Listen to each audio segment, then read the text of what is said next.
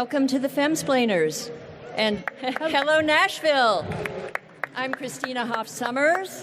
And I'm Danielle Christina, and I'm thrilled to introduce a distinguished mansplainer, author Joel Stein, who has just written a book called In Defense of Elitism, Why I'm Better Than You and You Are Better Than Someone Who Didn't Buy This Book. He's also the author of Man-Made, A Stupid Quest for Masculinity. So Joel today can explain to us here about elitism and masculinity. Anything else? I'm up for anything. As a mansplainer, I will handle any and all questions. But why should we have a male-identified person, Right. White, went to Stanford, privileged, Right. a 1471 SAT, I checked. That's not a number they gave. We rounded to the 10 in my age. We got it. We Okay. got it. Why would we want to hear what you have to say? Yeah. I've been wondering that my whole life. And the way people are wandering by, I'm not sure, in fact, they do. No, I'm here to defend the establishment from the populist revolt that I think is really, really dangerous, both from the right and the far left. I wrote this book because I got freaked out. I want to know who in this audience, I'm so confused by this event. Like, how many people you all seem to be very far left or far right. Are most of you like Trump haters or Trump lovers? Okay, yeah, let's do a show of hands. Yeah. Who are the Trump haters? Okay, Trump fans? See, I think this is Kind of even. It's this 50 is kind of great. Trump adjacent? Trump curious?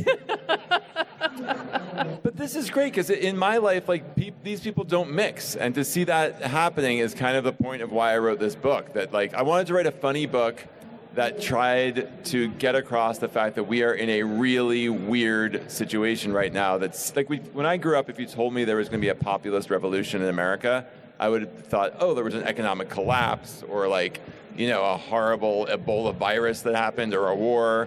But instead, things were going pretty well, and this seemed like an unforced error where people just wanted to tear the whole system down. Well, the economy is pretty strong, and all the metrics show that, in a way, we all have historical period privilege. The luckiest time to be born is and now. place. Yeah. And place. And yet, we're tearing each other apart, and it seems like the stakes are fairly low, and yet the ferocity. And you went out to actually meet both sides. You went to a county it was Miami, Texas. Miami, Thank you. That's great. Thank you. where they have the highest percentage of Trump voters of any county in the country. Yeah. And what did you find? I mean, you reminded me of, actually, you're like a modern-day Tom Wolfe. That's it. We're done. Thank you. And no, he really is. His book is not just really, really hilarious. funny, but so insightful. And Tom Wolfe, when he was reporting in the 60s, he would go in his white three-piece suit, and he'd go to like Berkeley and interview the hippies, and they would talk to him because he was like a man from Mars. Whereas the New York Times reporter who tried to dress like the hippies, they just had scorn and contempt for. Yeah. But you went as a LA elitist. You probably dressed something like this. Skinny jeans. And They were very skinny. And you, painful jeans. And you tried to understand the people those of jeans. Miami, Texas. And can you tell us what you found there on this anthropological study that you undertook?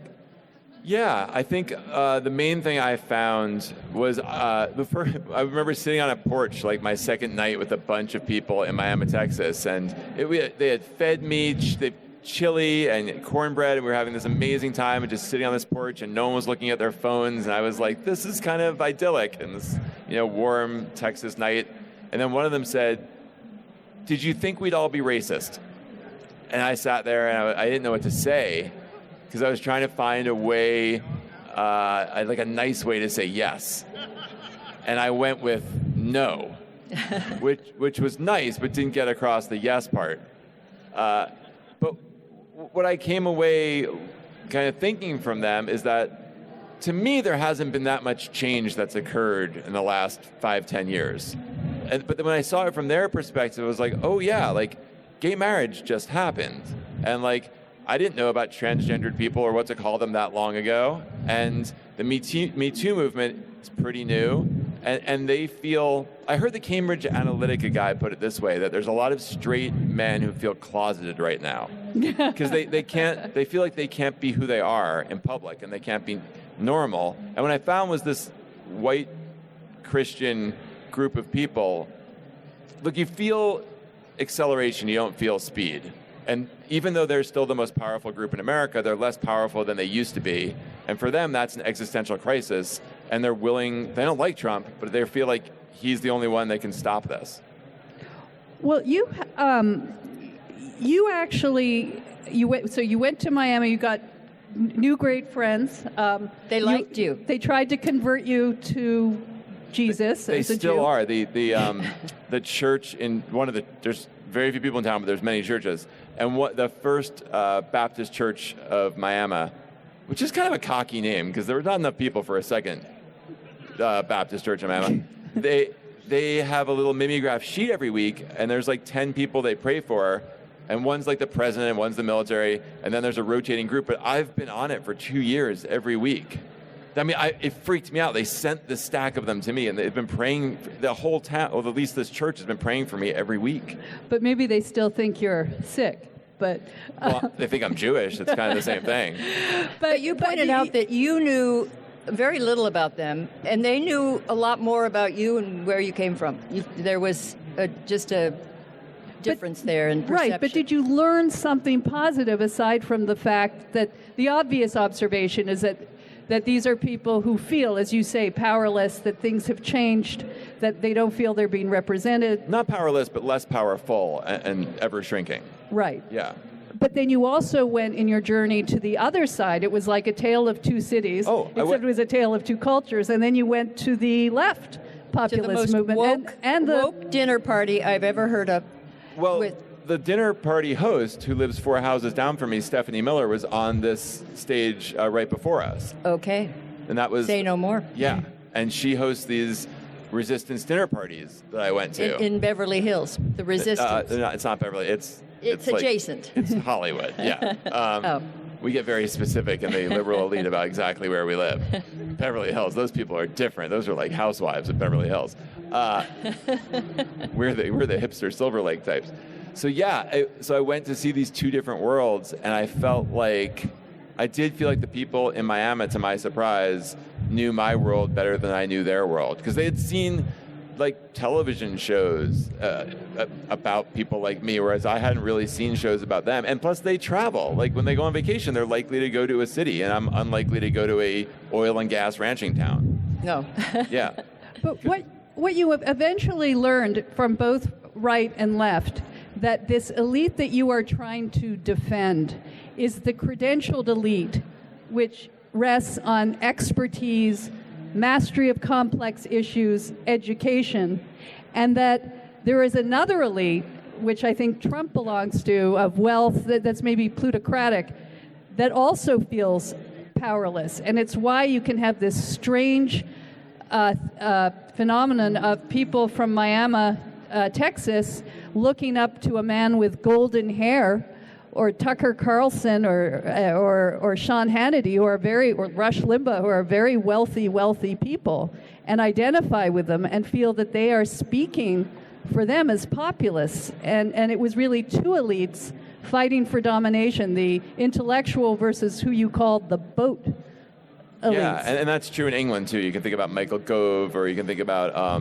Boris Johnson, all these, Cambridge Oxford types who are now populists. So, yeah, I read this really cool essay from 1900 by Vilfredo Pareto, this Italian fascist economist, called The Circulation of the Elites, which was the first time that word elite had really been used. And he argued, which I think Nietzsche had argued too, that there's always an elite. There's always 20% of the people who rule in both economically and politically and culturally, and there's a constant fight between these two groups of people, and I call one the intellectual elite, and I call one the boat elite, because Trump made this amazing speech last year in Minneapolis after railing against the elite for the entire election, he suddenly said, wait a second, we're the elite. Like, we have bigger houses and we have better boats.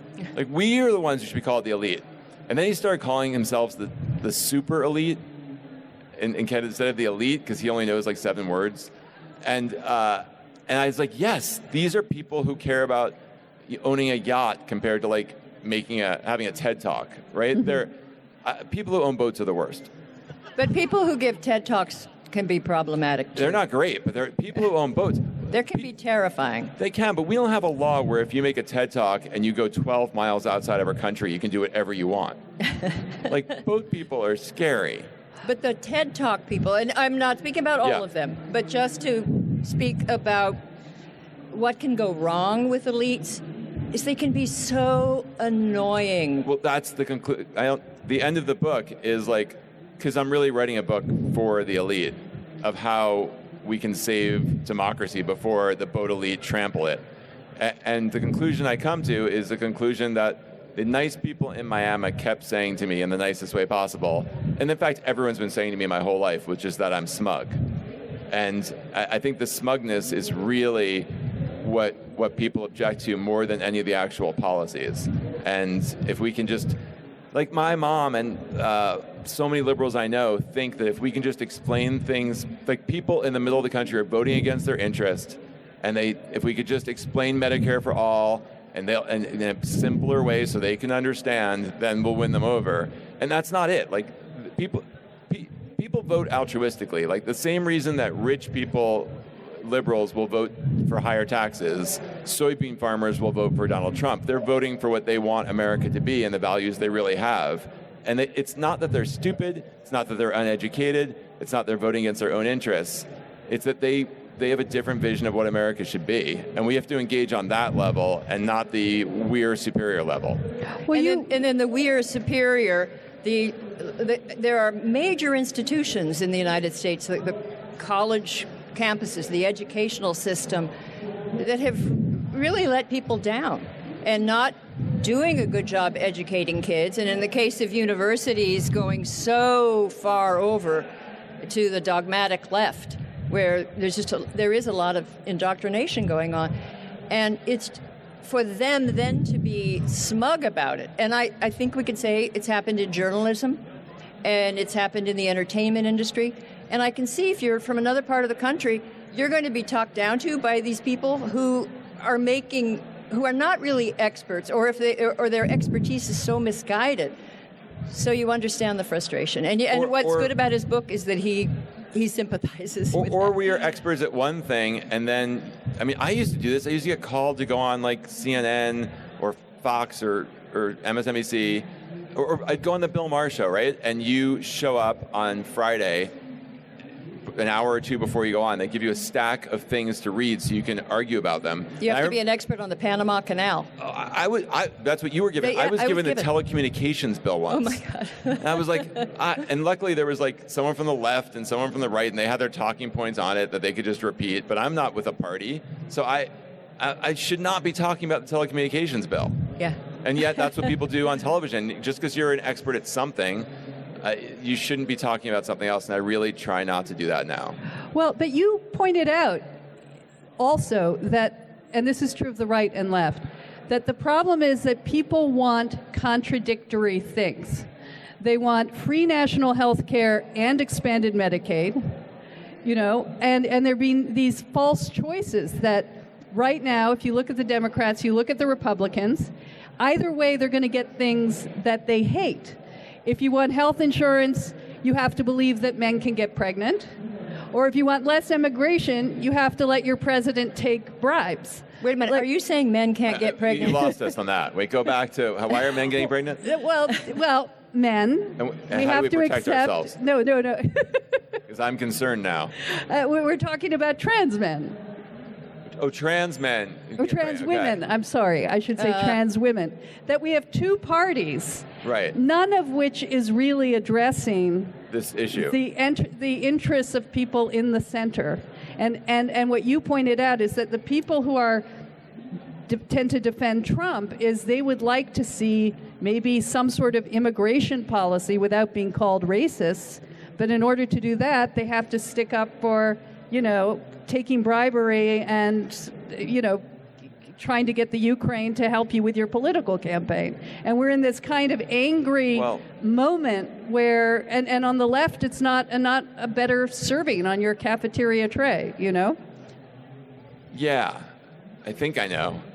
Sorry, was that confusing? Do I need to mansplain that to you? You do. I'm still worried about getting pregnant. Is there a chance? Did you make a mistake? I've been less than perfectly careful. Yeah. Okay. We see. Anyway, where were we?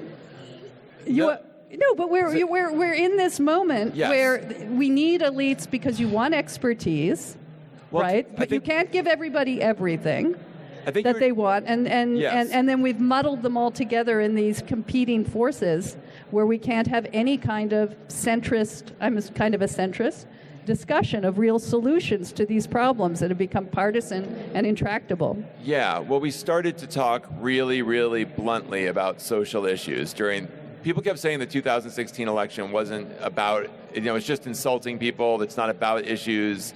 And I thought, no, this is the first time in my lifetime we've talked about issues. Like, we're talking about immigration, we're talking about race, we're talking about nationalism, we're talking about what it means, who gets to be an American. Like, I thought that was a real, it wasn't debated on a very high level, but the issues themselves I thought were real. And I think,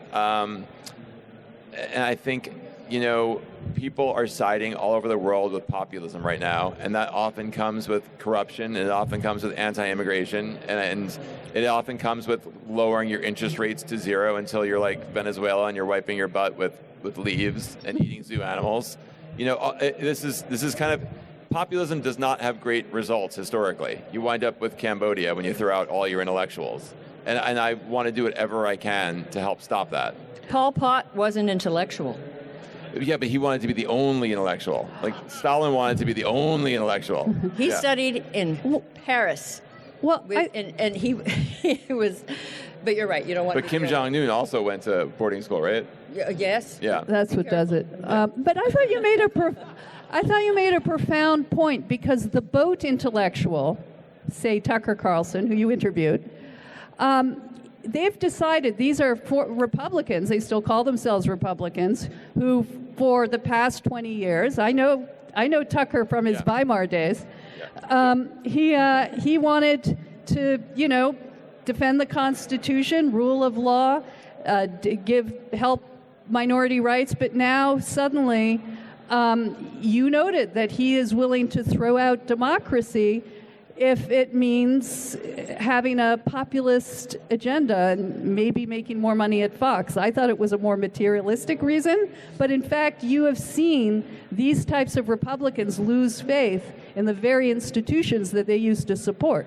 Yeah, maybe I've been thinking about the elite too long, but I feel like in many countries, France, Greece, England, Hungary. Our country, I feel like the parties are splintering, and you're winding up with an elite party and a populist party, and it's no longer about how much capitalism you want to dip in how much of my communism. Like, I feel like that discussion feels very old to me right now. Instead, people are talking about globalism versus nationalism, and I think a lot of people in the Republican Party who are hanging on by their nails would be happy to leave for some kind of centrist neoliberal party.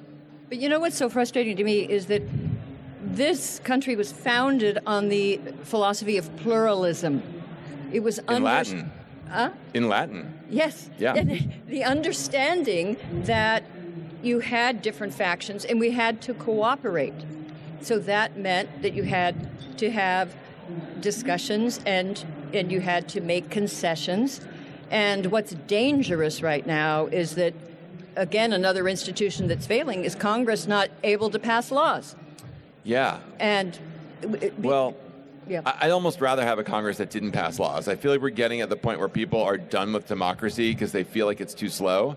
And I think a lot of people feel like, Plato predicted this in the Republic. He said, people want direct democracy. And our founders were really smart, and they prevented us from having direct democracy. Like, They created the Electoral College, whatever you think of it, and they created the not having direct election of senators. And as Plato pointed out in Book 8, if you have a ship and you've got the captain and he knows the laws of navigation and he understands, the weather, and then people think, no, we don't like, they throw him overboard and you end up, have fun for a few days and then you sink. Yeah. And this was, of course, Plato was a bit of a fascist, but never mind that. Well, he was. He didn't think democracy would last because he thought eventually people get frustrated because it's so slow. The whole idea of compromising is way too slow. But the founding fathers understood that. They and slowed us down. And they slowed us down. And why can't... But I think it's a problem that young people don't study civics anymore. And there are a number of tests about the low information American who don't, can't... You can say it, Florida. It's everywhere. But mostly. And if you shake the map at all. Fairleigh Dickinson University did a survey. We just see, can you name, one of the branches of the United States I'm government? just saying the University of Florida didn't do the survey. It was a college in Jersey. They couldn't name, they confuse the 10 Commandments with the, 10 Amendments. They're confused and not being taught civics at all. And I think we're paying the price. But also, we didn't used to, and there were lots of bad things about this too, but parties didn't, just allow anyone any person in their party to vote for any person who wanted to run for president. And in my state, I live in California, I'm voting on things I should not be voting on all the time, both in propositions. I vote on judges. I would vote for her. She looks convincing. Yeah, that's even a judicial robe almost that you're that's wearing. better than the math. Yes, there you go. I like that is literally Potter more over that. information than I have on the actual judges I vote for. At least I know she's liberal and likes RBG. That's more than I know when I pull those levers for judges. So yeah, I think people are upset because it's slow. I think a lot of people feel like we voted for Donald Trump, he won, we wanted to kick the Mexicans out, and they're still here, and that's wrong, and I don't like democracy anymore. Are you sounding didactic? You're sounding a little like a toxic male. Yep. So let's talk good segue. about your Great other segue. book. Well, Yeah. let's talk about What's the wrong? closeted men, which I think is part of this anti-elite eruption, that you went in search of masculinity. Is that a fair way to characterize Did you really have it? to Seems search for it? insulting. Yes. No, I'm fine with it. I mean, we've got some scotch and bourbon here were on giving them guy the a table drink. if it'll help. I don't know if I can handle this. But there want is some of this? there is right now this real anger, as you say. By the way, cocktails is always part of our podcast, or booze in But some we form. were too disorganized to get the champagne because this is the elitist. You gals are all class. You get to Took drink me out into of your the room bottle, and you too. opened the mini bar. Well, We did. We raided the minibar. But no, let's talk about this perception that the GOP is dominated by white angry men. That white men are angry. that's a girl drink. You like it, right? I'm a girl drink drunk. My favorite kids in the hall. It's good. So let's talk about how masculinity and thwarted masculinity plays into this.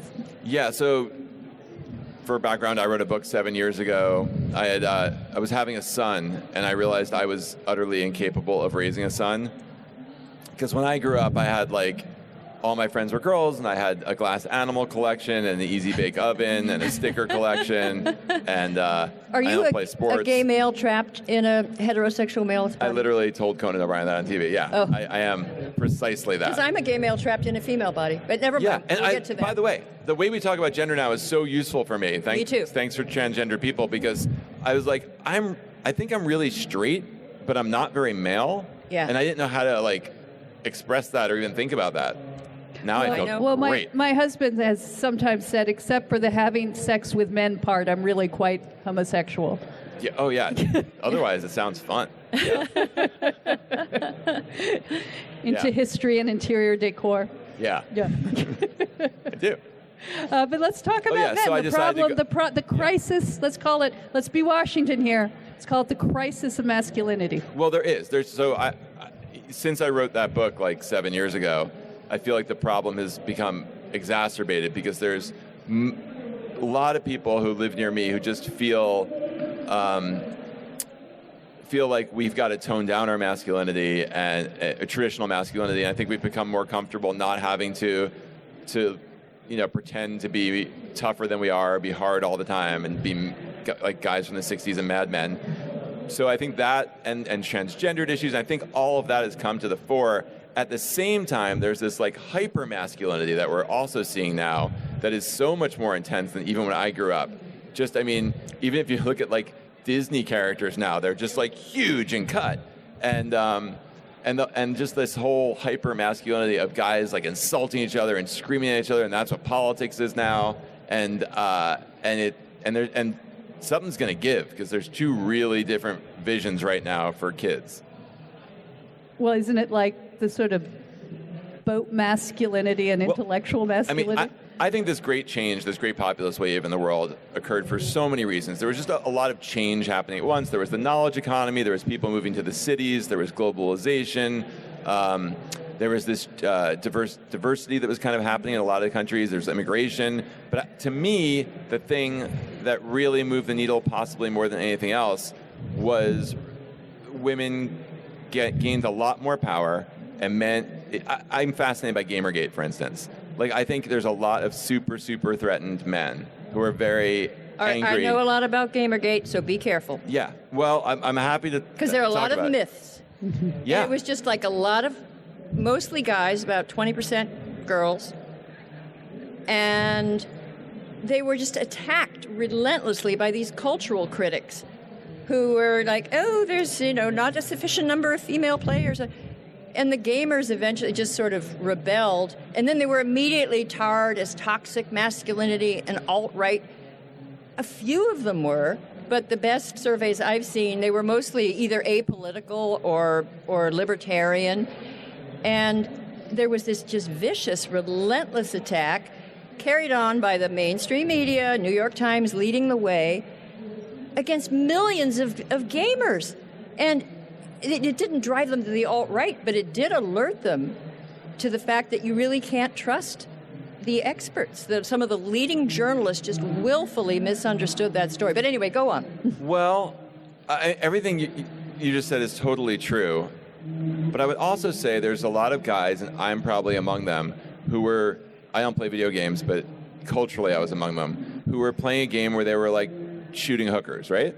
Yeah. And they were like, why is that a problem? And then they got yelled at for it. Wait, just to correct you, they were shooting hookers, but they were shooting everybody. Right. It was, but there was purposely a lot. There was a seedy town, and I'm talking about GTA, but there's a lot of games in which there's misogyny in the games. There's a lot of violence. And you lose points if you shoot the hooker. Right, and the women all in those games have giant boobs, and they're like dressed in a certain way. And the men are all buff. Christina. I've forbidden Christina to talk about Gamergate, as I forbade her to talk about Game of Thrones, because we'll spend this whole podcast on Gamergate. But I've never seen it. Yeah, I saw the pilot. No, Joel, let Joel answer. Let Joel answer. Okay, what you're saying is true, but the vision you're creating of super buff men and giant breasted women and murder and stuff is a specific fantasy, male fantasy, that a lot of women found offensive. And they told them directly, these men, and they were very hurt. The same way they got hurt, like,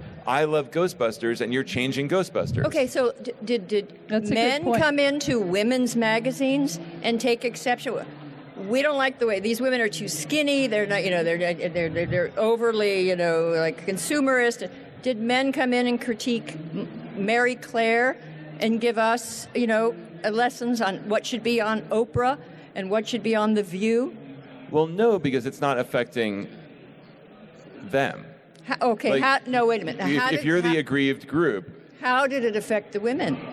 I feel like a lot of women no longer want to live in a culture where violence and sexuality were kind of placed together, and they were angry about it. So you're saying that the video games were causing some violence? No. I don't think video games cause violence. I think there's a culture out there that women were suddenly not accepting.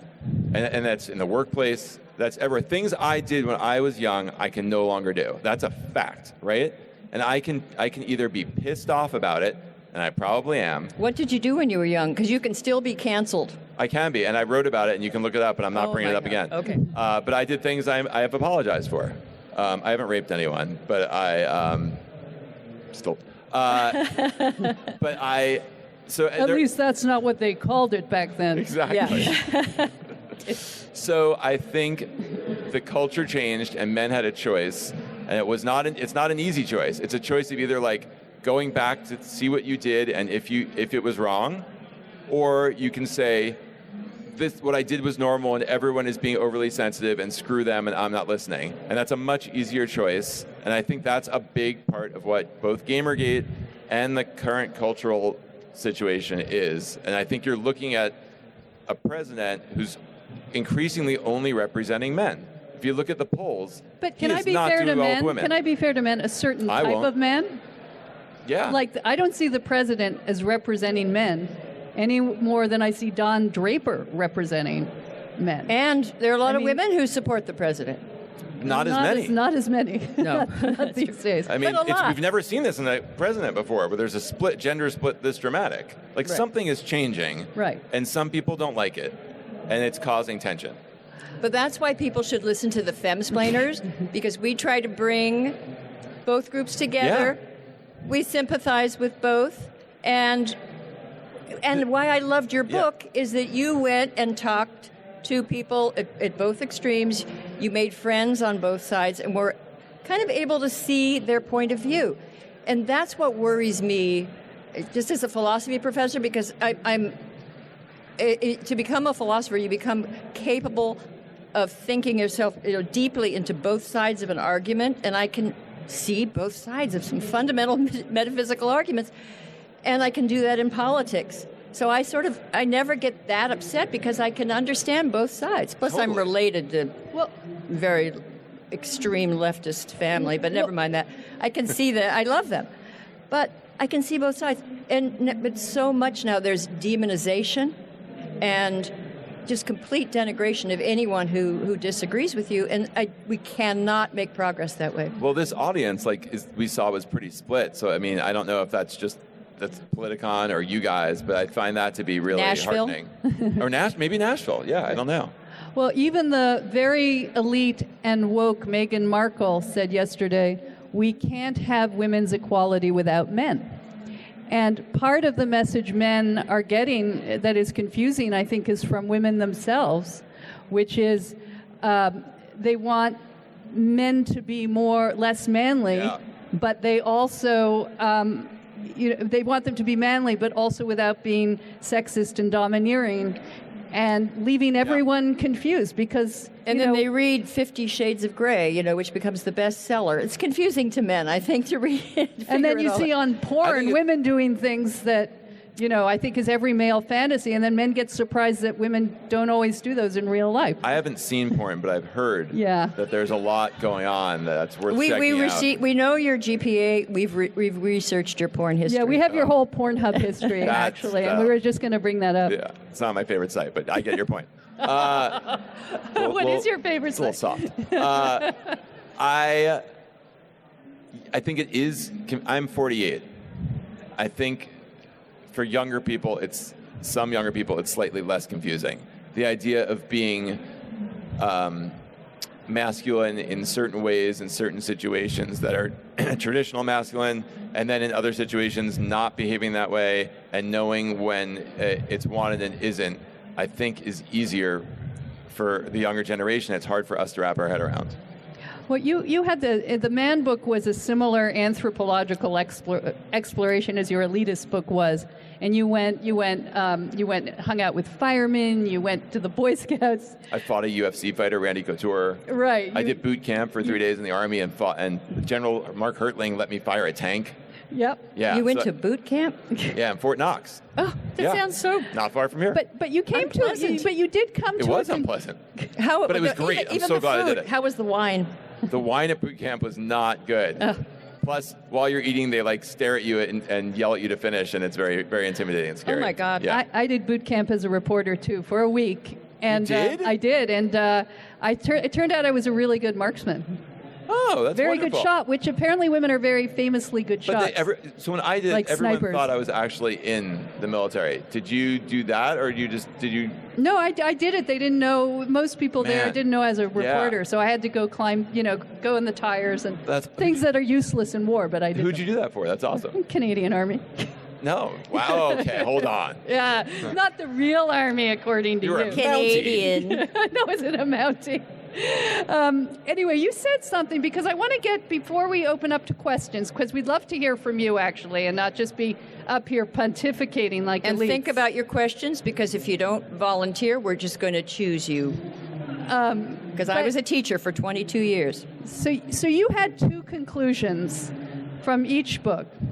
In the elitism, you said like you were looking for big solutions, and you talked to people about how were we going to mend this toxic relationship that is currently going on in our country, and you said at the beginning that it was an exercise on your end to stop being smug. It said you listened to others. You said. I learned that gathering on your porch with neighbors is better than sending text. I've learned that old quilts, the one went for comfort over pretty, are better. And I've learned to entertain strangers. That was your sort of takeaway from being basically being humble, discovering humility. That's something we could do on both sides. On men, you said this, and I love this. It said, I'd always been ashamed of being a man. We're hairy, smelly, inconsiderate, violent, and will stick our penises in nearly everything. But throughout my man ventures, I saw the virtues of masculinity. Our hormones propel us towards challenges. When there are no challenges, we bet on other people's challenges. And when we lose those bets, we celebrate as if we met those challenges ourselves. It's a pretty fun way to look at this life, this confidence and optimism. And you said one of the great joys of being a man is not making a big deal out of big things. So is that like a good summary? Do we all have to learn to be more humble and not make a big deal out of big things, and maybe not make a big deal out of really little things like, can men get pregnant? I don't know. Yeah, I'm still not sure about that. But yes, I mean, I think this book, maybe it's just my philosophy of life, and it probably is because I'm non-confrontational. But yes, I think I wrote a funny book about this horrible political moment because I want people to realize that we've gotten out of control and ridiculous and to chill out. And then not that the things we're fighting about aren't important, but just to fight in a civil way that we don't tear the system of democracy down so that we can no longer change anything. And how do you preserve masculinity in a time where we're not really allowed to acknowledge that there can be such things as male and female I grew traits? up in a time of free to be you and me, and you raise your kids without Did you play with the gender. doll? I was given dolls. I didn't play with those, but I didn't play with guns either. I didn't play. You didn't play. But Except the glass, the spun glass animals. oh, I still have them. Oh. I do in my house Glass in LA. figurines. Oh, it's a menagerie. Oh. Menagerie. Yeah, but I raised a son, and I realized that they come with genders, no matter what you do. They're going to turn anything into a gun, even their penis. That's just who they are, for the most part. I mean, everyone's different. There's a spectrum, but there are genders. So I don't think we're where we were when Marlo Thomas, who I love, and I love that album, but I don't think we're at that place anymore. I think we're at a much more realistic place. But I just have a question about your parenting skills, and I don't mean this No, personally, please, they're not great. but there may be a need for an intervention. Yes, that's right. You have a son, Yes. Laszlo, Yes. age 10. 10, and you sent him to a Federal Reserve camp? Well, in his defense, You sent that him was to for a story, camp? and I was there. It was only a couple hours. You were there? I was there. Okay. But to And learn it was for a about the story. Federal Reserve. But you learned about the Federal Reserve more than I spent time Nerd. with Dilbert's Nerd. creator Scott Adams, and I am a nerd. And so is Scott Adams, but he claims, and he graduated business school, and he doesn't believe, he's a big Trumpist, he doesn't believe in facts, and he doesn't believe the Fed does anything, much like Bernie. Bernie wants to put a farmer on the Fed board. And it's just that's so crazy to me that we wouldn't be eating for two reasons if that happened. So I am worried about people who don't believe in expertise, and I believe in showing your kid how the Fed works at least 7 or 8 years old. Okay, we've got some time for questions. If we can keep them short, because I see a line actually forming. So first, a mansplainer. Hello, introduce yourself, please. Hi, my name's Jason. I just had a question about when you want to affect a change in a genre that you feel underrepresented in. My perspective was always that you create something new that does represent you, and if you're offended, you don't purchase the thing that offends you, therefore you're not offended. But that may not be the best way to affect a change in a medium. Sounds good to me. Entrepreneurial. What's your perspective on if you want to make a change in video games or Yes. rap music Exactly, or TV? video games. Then if you don't like the video Don't games, buy it. make the video games you like. I'm not for banning anything, and I think if you can create something that has a different perspective, that's amazing. But I also believe that criticism is a valid field. Okay. That seems fair. Yeah. It's not as good as creating something. If you can't make, you criticize. But we can have both. Yeah. There's also But Mr. not. But Market. the canceling should I be mean, but limited. isn't that the problem that you raised I agree. earlier? Then you make Ghostbusters female, and then it doesn't do well at the box office, and then you scream sexism. I mean, that's kind of a problem. Well, Because It's not a wasn't that problem. good. It just doesn't always work. Hello. I hate Hello. my voice, gosh. I like it. Oh, thanks. I'm Sunny, and I hate to go back to the gamergate question. Sorry for the rule. I'm ready. All right. As a female gamer myself, I am totally against the gamergate thing. Why do you think that there were certain people that came for the gamers? Because I hang out with guys all the time. They think that that they're toxic and things like that.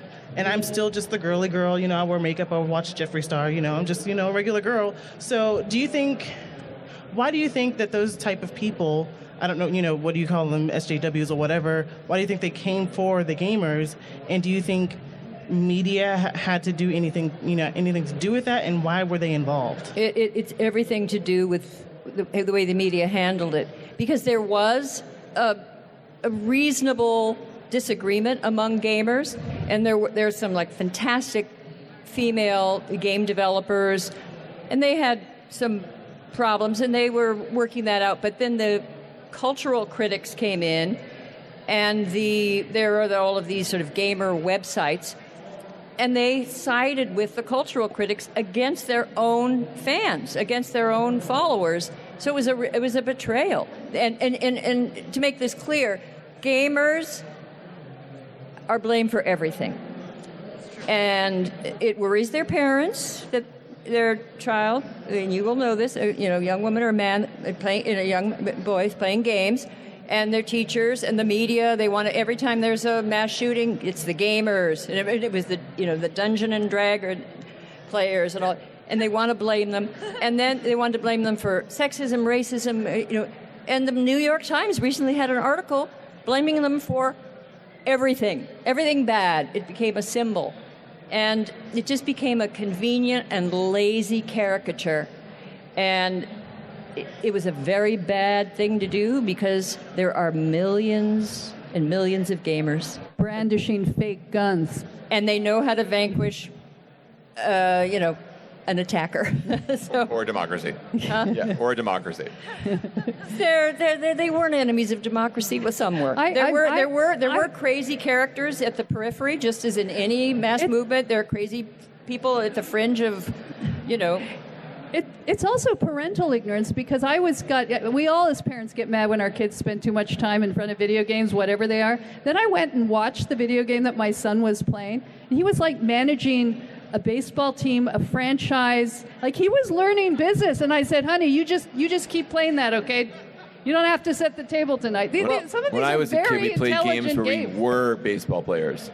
Well, I was a champion of gamers, and as I said, I'd never really played a video game except for something in Cambridge in 1981. You played Pong. And then I watched some video games like Grand Theft Auto, and I was horrified. It was so violent, and I would prefer games based on Downton Abbey and something pleasant and lovely and aesthetically pleasing.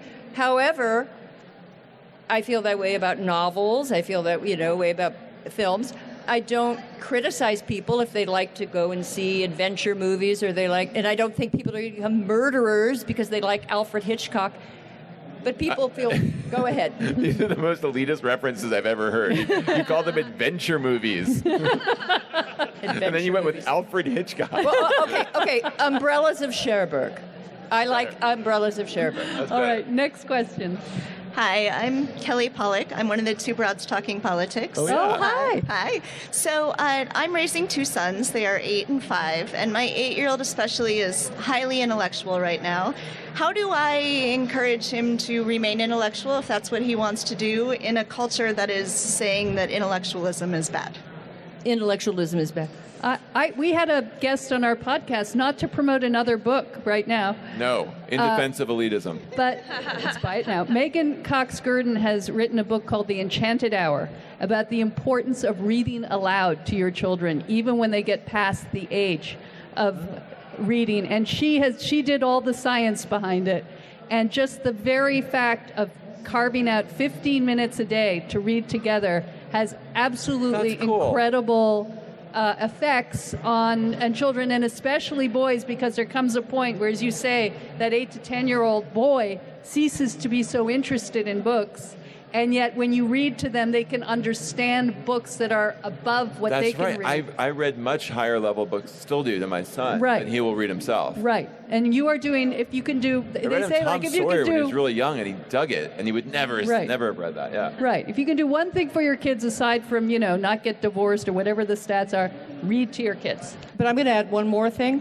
If you have a gifted child, don't assume that the educational system will be on your side. There's kind of a war against meritocracy, and they are shutting down Yeah. elite programs. Oh, these are my people. I'm glad I came. Look at this. Everyone's and you have to be your nodding. son's ally. You do, because don't assume. I mean, if you have a gifted child, the educational system can be as problematic as if you have a child who has a learning disorder. I mean, they just might not be there for him, and you have to assist his education. Right. Hello? Hi there, my name's Sarah. I wanted to ask you guys the question you asked us in the beginning. Where do you think you fall on the spectrum of pro-Trump, Trump-adjacent, anti-Trump, and specifically, if you had to choose, what presidential candidate do you support the most right now? Oh, Christina knows who she I am- supports. I'm so Yang Gang. Have we learned nothing about picking a businessman with no experience? He seems great. I want to hang out with Andrew Yang, but there's no lesson learned apparently. He sees into the future. Yeah. Yeah. And he ran an SAT prep course. This is all great. I want him at my dinner party. Yeah. Well, who else is there? Anyone with some experience? Who else? Mayor Buttigieg. Yeah, I like him. And a different Republican. So I'd like. Good luck with that. Yeah. Well, I'm hoping maybe a different Republican. Did you want to answer that question? Or you're not going there. Who do you support? I've been scared of Donald Trump. I registered as a Republican to vote for Ted Cruz in California. I was so scared of Donald Trump. That's weird.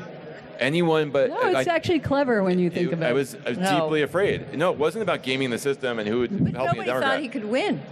Who Cruz? Oh, you did. Trump. You thought he. No, Oh, you at did. that point, I was deeply, deeply afraid. Okay, read this book then, because he has insight. I was freaked out about Donald Trump. No, I didn't think he'd win. I thought he'd get crushed by Hillary Clinton. But anyone who gets the nominee has a chance of becoming president, and I didn't want him to become the nominee.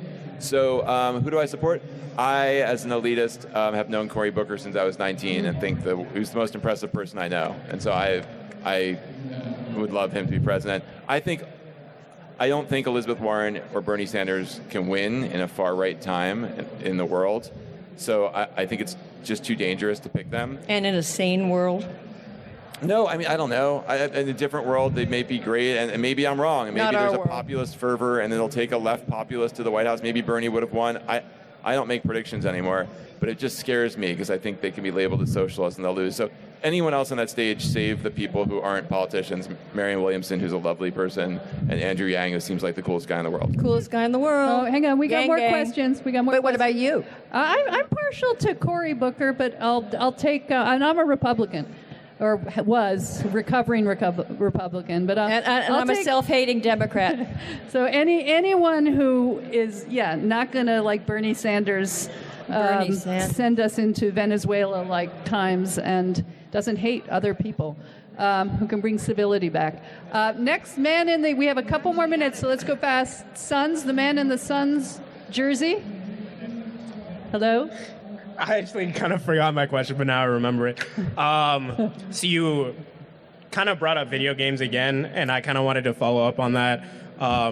Big video. Why do you think? game crowd. Why do you think the mainstream media and there's just a lot of animosity towards video games in general? I mean, we mentioned gamergate, also in the '90s against video, all the guys who were against video games.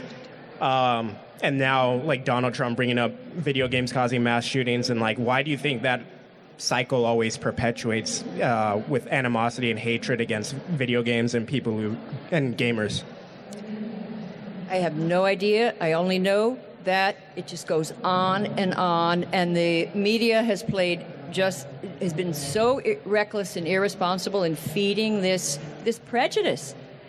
And I don't see the end of it. But I think it's, maybe the sort of thing where there's a new medium that people don't understand.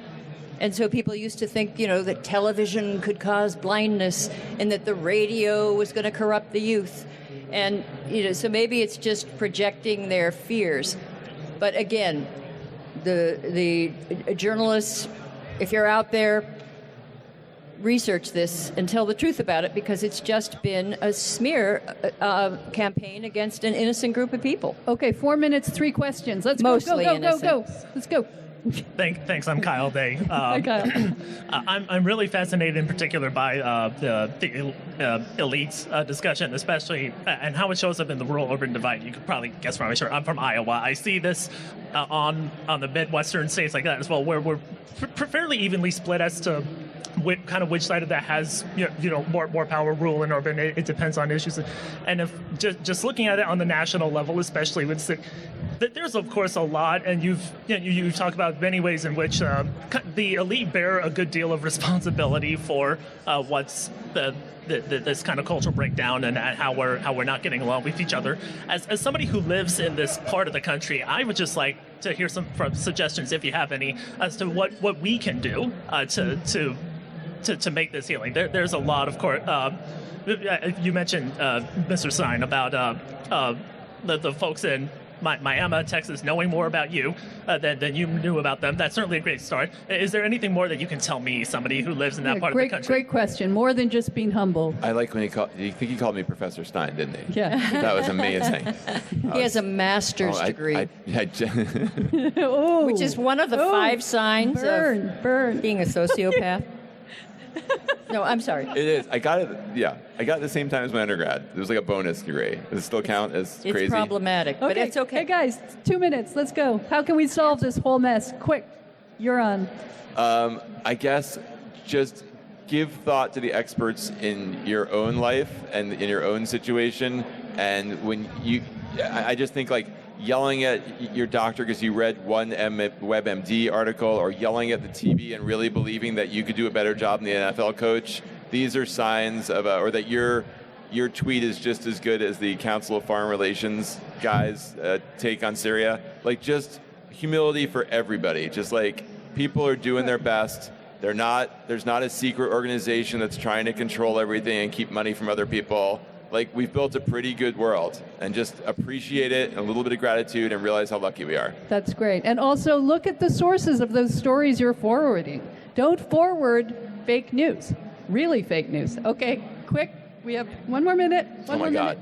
Over the past 6 years, we've seen with Bernie Sanders and then Trump a kind of distrust of the elite and the desire to kind of upheaval it and put people in place that they feel would better serve their interests, meaning the people who they don't see as the elite.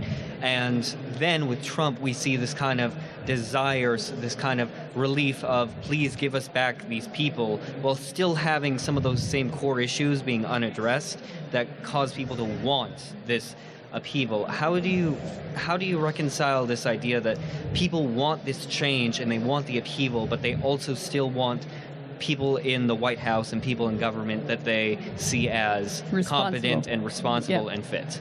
Good question. We'll have to end on that, but yes, go. My fear is that people don't really want someone responsible in charge. You know, I think there's a desire to drain the swamp and get rid of the FBI and not listen to the CIA and not have a State Department, and maybe there have been candidates who want to get rid of the Fed. I don't know. Want to stack their Supreme Court. Want to get rid of the. But isn't that the vote elite problem that it goes back to these two sides where if you want to have some immigration control, you have to be tossed into the far right, and if you want health care, you have to be tossed into the far left. That we have two baskets that are not. But I think it's more like guttural and emotional. It's like we want people who operate from the gut, and we don't trust people who use sneaky laws and are experts. I think it's more than these issues. I think it's a real distrust of the people in charge and this desire for everyone to be in charge of their own lives, and then we're all equally good at everything. I don't know. This whole idea of operating out of your gut is the thing that scares me more than anything. So we need more experts like the femsplainers. Right. Well, thank you for joining us today. Thank you. So polite and civil. This is amazing. Joel is going to be signing books after, I think, somewhere here. Yeah. We'll find out where. And we'll be around to meet and greet and answer any more questions. Will you be in the same place as me? Maybe. Good. As long as it's an elite club, I'll be there. It will be. There'll be a rope, big bouncer. Did you drink this whole thing? You drank it. Oh, I did. Okay. Thank you. Thank you Bye-bye. so Thank much. you.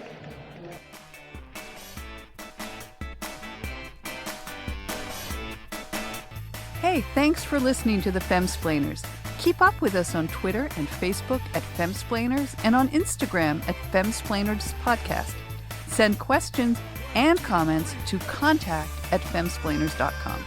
A big thanks to Ella Ryder, our research and in-studio production assistant, and to Nat Frum, our audio and video editor. And we're proud to be part of the Ricochet Network and grateful to the American Enterprise Institute for allowing us to record in its studio every week in downtown Washington, D.C. And miss something? You'll find everything you need at our homepage, femsplainers.com, including links to past episodes, our sponsors, where you can sign up to support us, and even to merch. And please don't forget to like us or give us 5 stars on iTunes. Thank you. Cheers. Cheers.